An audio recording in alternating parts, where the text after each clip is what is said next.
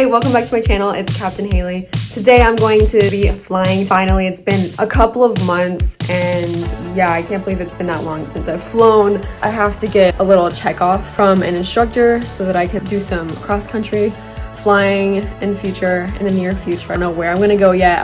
I know I want to go someplace like interesting, but we shall see. Like maybe I could go with somebody, but I would really want to go on a cross-country like by myself first, so that, you know, I can gain that confidence rather than like having somebody next to me that's like already nervous because I'm a new pilot and they're in a small plane. But if you're brave enough to be my little guinea pig and you want to take a road trip but like in the sky and split the cost, let me know in these comments. So I think that's what I'm gonna do, is go by myself first. Where should I go? We shall see. Oh, this house is incredible, by the way. Bowls, they have like a 3-story house and it's attached to a hangar and they live at an airport.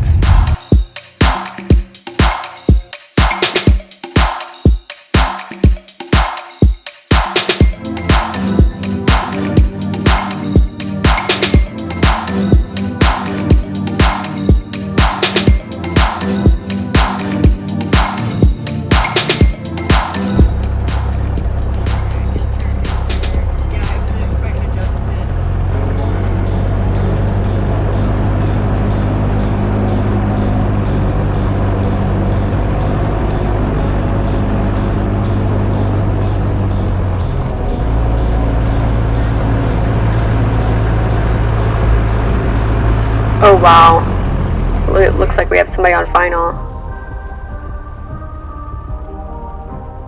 We got another one base to final. Is this guy off the runway?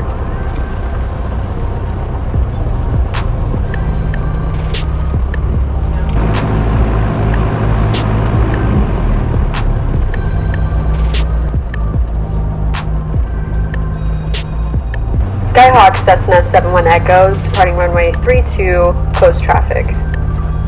Looks like the wind's coming from the right to the left. Correcting for wind. Full power. Airspeed alive. 55, rotate.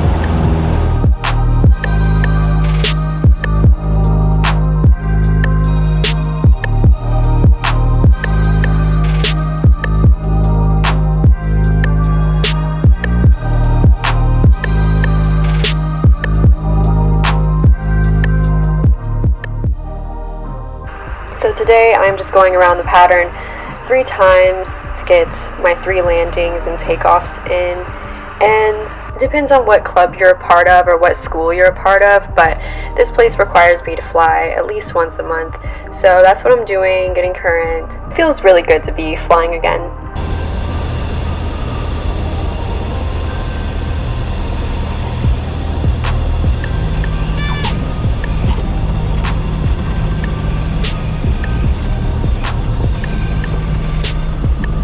Cessna 71 Echo is going around in the pattern.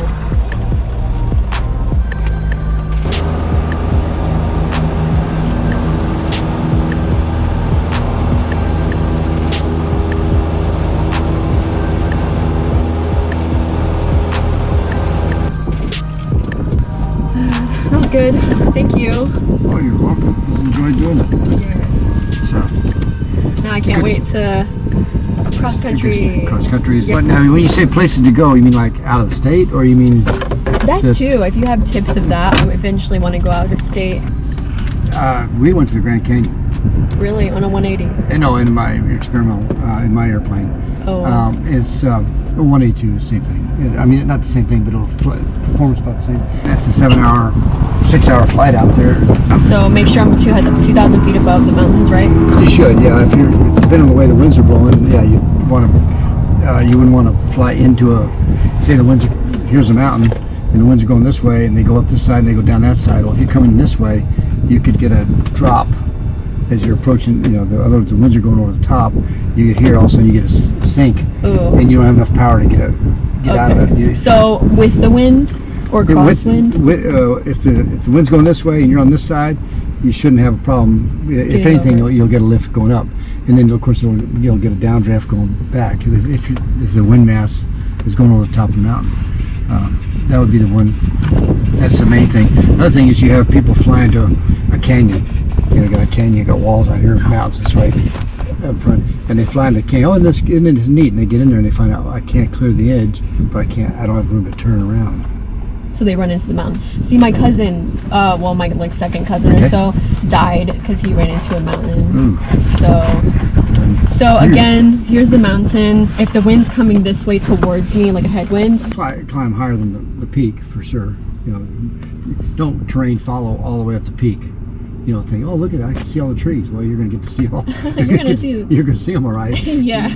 But the other thing you read about when you're doing private lenticular clouds, if there's those lens-shaped clouds over the top, that's because the moist air has gone up and got in the cool air and condensed, formed a cloud. And then the wind comes back down this side, and it gets out of that cool air, and the moisture goes back to being vapor. So all you get is this nice, you know, contact lens-shaped cloud over the peak. Well, that's where the wave is. Oh, okay. So you need to get above not only the mountains but those clouds. You'd want to be careful in that area, you know, especially if the wind is going this way and you're coming this way. Then you'd have to climb uphill to clear the mountain and the downdraft would be forcing you down. I was talking with some foreigners and they're like, you know, Americans have terrible geographic sense. Yeah. And I'm like, that's so true. That's because the whole world's centered around us. Exactly. And has for years. Yeah. That's what happens when you save the world from, you know, all sorts of bad stuff. That's a nice plane. What kind of plane is that one? That's an experimental acrobatic airplane. Wow. It's a competitive.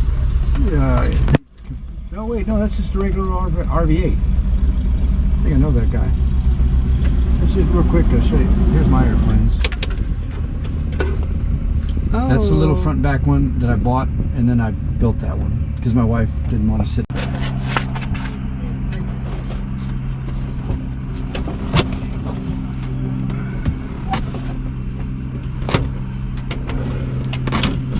Control lock here. There's a control lock back there. See it? See it in a minute. Okay. We take.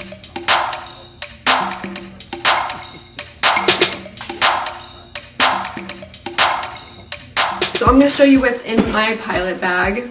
I love my pilot bag. This pilot's on there, and I got this bag like while I was training, and this one guy was like, "Are you a pilot?" And I was like, I'm a pilot in training. So first things first, I have my iPad, but this is like super convenient to have like if I'm on a cross country because I have a map of the entire world and I can see what the status of other airports are, what kind of weather is going on over there from all over the world. And it's the most accurate. Airplanes are in the area, really everywhere, anywhere I want to go. Headphones here.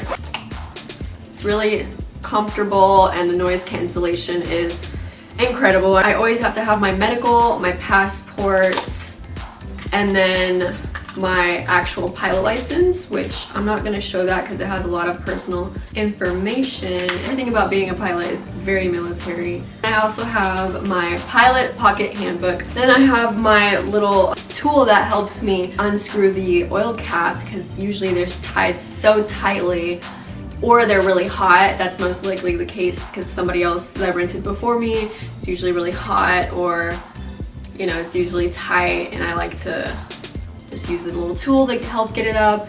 That way I can check the oil every time before I go flying. In addition to the earphones, I also got a Tascam so that I can record myself whenever I'm talking to the radios. So in my next video, we'll definitely have that incorporated. So I'm super pumped for that cord. And then I have another cord, and then I have these audio adapters. Then I have my little flight computer. I got a smaller one. I used to have a bigger one. This one was the one I started off with. I don't know why I didn't just get the small one first. I think I was just kind of in a hurry because I was doing the ground schooling for cross country and I just needed one ASAP. So this is the one that I came across. It takes some practice to get used to this, but it's cool. And then for whenever I go night flying, I do it on this wall here. So that's green, that's for hunting. I won't be using that. Red is the one I will be using for whenever I'm night flying. And then of course, like I have that, but it's too harsh. This is too bright for me at night. So I like The red one does not hurt your eyes whatsoever, and you can see all the instruments. Really nice to have. That'd be really cool to like fly and go camping. In addition to my iPad, the case on it's magnetic, so I just have this clipboard here that has all of the like squawk codes and just little reminders for when I'm flying, like gun signals at the airports, an FAA flight plan, fuel requirements, just little reminders that are really nice to have whenever I'm like busy with flying the plane. Cruising altitude, it even has like the cloud clearances, and it also has a cruising altitude reminder. So if I'm headed west, I am even thousands plus 500 as a VFR pilot, and if I'm headed east, it's odd thousands plus 500. So for example, if I'm headed west, it'll be 4,500, or if I'm headed east, it'll be like 3,500 or something like that, and that only matters above 3,000 feet. But anyway, this actually clips right here. I also have this for note taking, just in case my iPad dies. I like writing things down.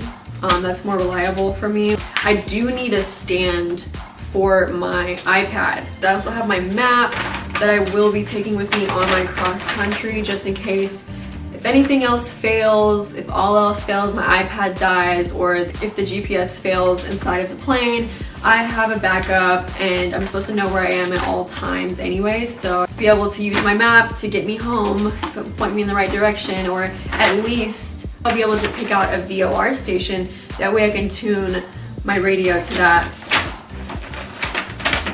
So yeah, that's what's in my bag. My first cross country as a private pilot is coming up soon, so make sure you subscribe and stick around for that, because I'm really excited. I'm gonna make a whole little vlog out of it. It's gonna be so much fun. I'm gonna be recording myself, talking to the towers and talking on the radio. Make sure you like this video. It pushes me through the YouTube algorithm. It really helps out my channel. Leave a comment and be sure to subscribe to my channel. I will see you in my next video.